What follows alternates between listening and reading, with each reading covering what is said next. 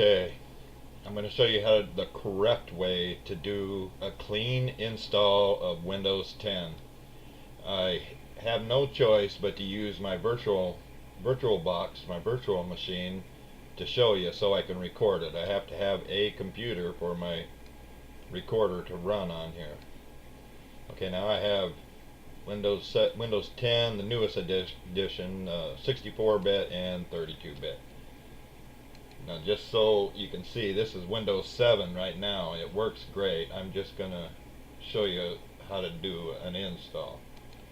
Right now it's running Windows 7, but the CD drive right here I have attached Windows 10 English 32-bit. That's Home and Pro. That's why it doesn't say Pro, because it gives you the chance to pick either or. Now on your computer you would probably pick F12 to hit boot sequence, hit boot order. So you would put Windows 10, you would burn it to a disk with an ISO burner and make it bootable, or unless you bought the disk. Okay, enough of that, let's get started. This one here I have to hit F12 too. Kind of tricky too, I gotta get my finger on it. Okay, let's see. Right here is what I want, is the CD-ROM, so I need to push C, and then hit any key to boot from the disk. You didn't see that because it was underneath this top part, but it will say on the top, hit any key to boot from DVD. Oh, I need to use C cleaner. Now remember, this had Windows 7 on it. I'm gonna completely format the hard drive that I have built for it and install Windows 10. Oh, it's taking a little while to boot.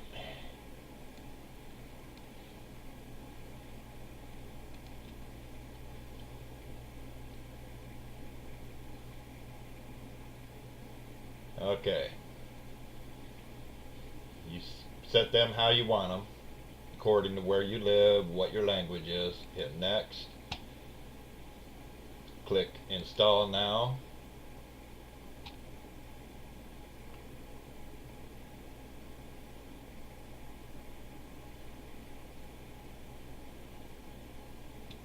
Okay, I'm not going to put a product key in it. I'm just doing this to show you how to install it. So I'm going to click I don't have a key.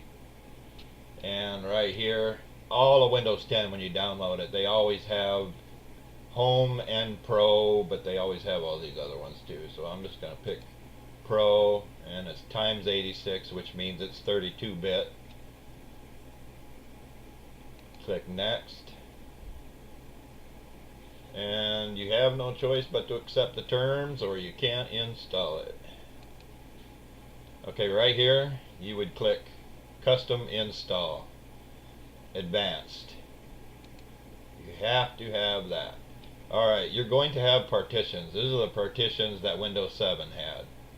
Alright, instead of formatting those or deleting any, that refresh button right there is there for a very good reason, very important.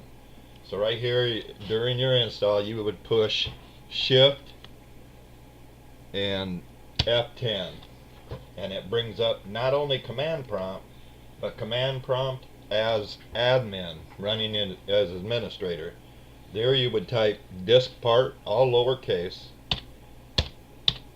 DISKPART, one word, hit enter, and then right here, 2 words, you write list disk, and I'll put these underneath this video. Whoops. And then hit enter. Okay, you can see that since it's a virtual machine, I only have it created as 50 gigabytes. So now I need to select disk 0. Select space disk, And right here you have to push the number 0, not the letter 0. A lot of people make that mistake. And then hit enter. Okay, this 0 is now selected. Now type in clean and then hit enter. Now if you have a big hard drive, it usually takes a little while. This one's only 50 gigabytes. Okay, succeeded in cleaning. Now if you're going from Windows 7 to Windows 10, Windows 7 runs on a master boot record. Windows 10, if you buy a new computer with Windows 10 on it, it is definitely GPT, which is General Partition Table. So you would need to convert, type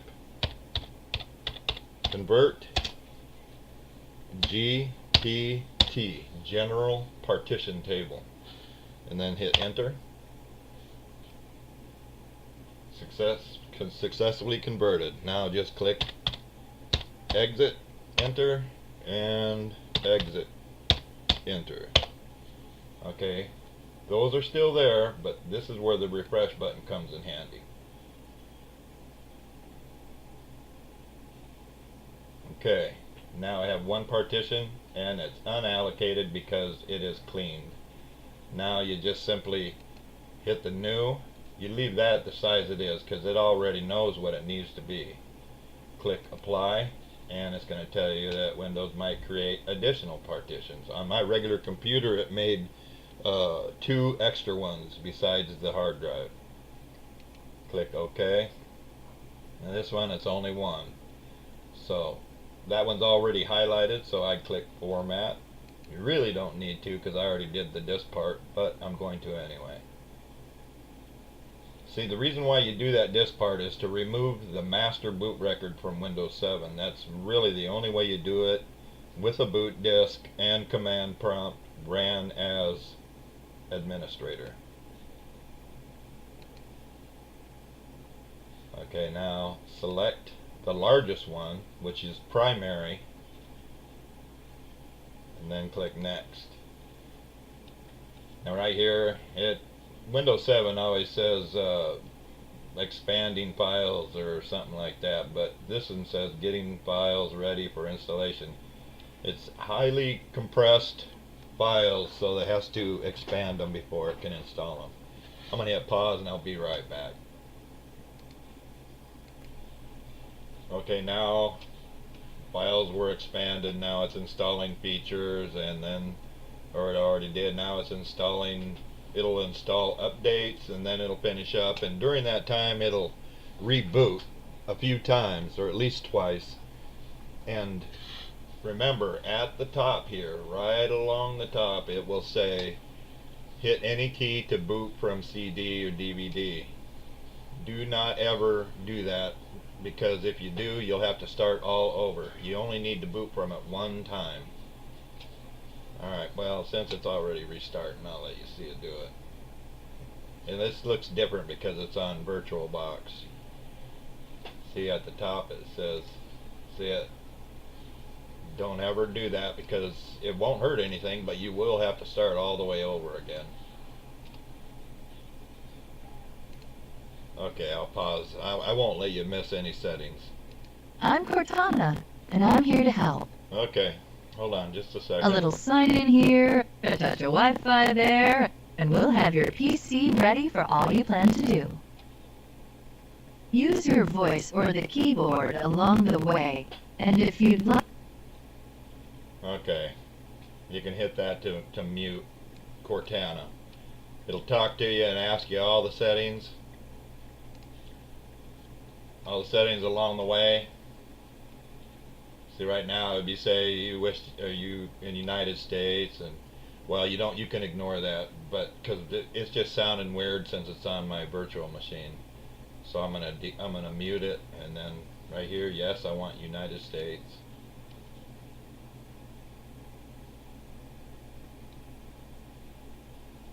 And yes, keyboard layout is United States. And no, I don't have a second keyboard, so I will click skip.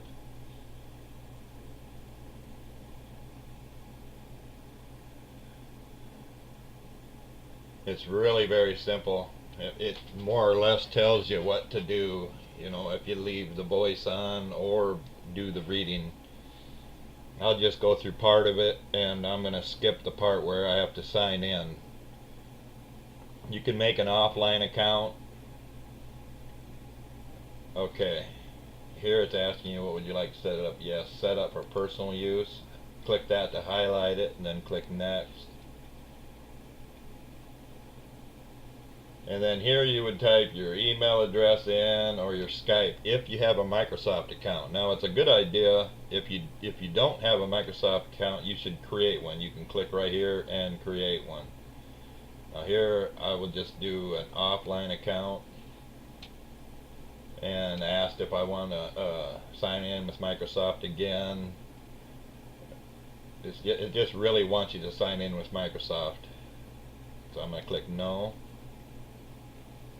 And now it's going to be, I would just type my name, and then it asks for a password after that.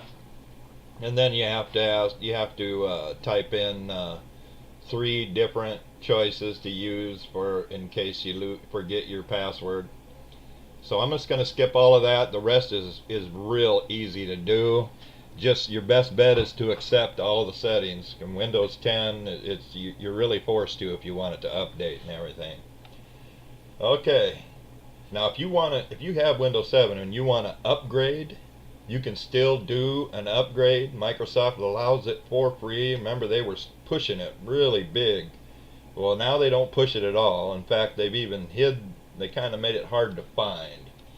Now, this is Microsoft right here. That would be what you would have to type in. And I made another video on how to use the upgrade tool. And you can read all about it right here. Like you can click, like if you're upgrading from Windows 7 or 8.1, or if you need to reinstall Windows, you can click the download tool right now. And the download tool works as Windows creation. I mean, it will automatically install Windows 10. And well, like I said, I made a video of it. I'll just put the link right down here on the bottom right hand corner on this video. Alright, thank you for watching. Please subscribe, please.